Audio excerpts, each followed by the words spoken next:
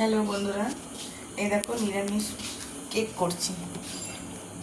এই কাপ মেপে 2 কাপ সুজি, 1.5 কাপ তোমার হচ্ছে টক দই, আর 1.5 কাপ দুধ, আর 2 কাপের মতন চিনি দিয়ে, আর রিফাইন তেল, এই যে অয়েল, রিফাইন তেল এই যে মধ্যে দিয়েছি, দিয়ে মিক্সিতে পেস্ট করব। আর দেবো হচ্ছে এই যে একটা দেবো, কোথায় গেল এই যে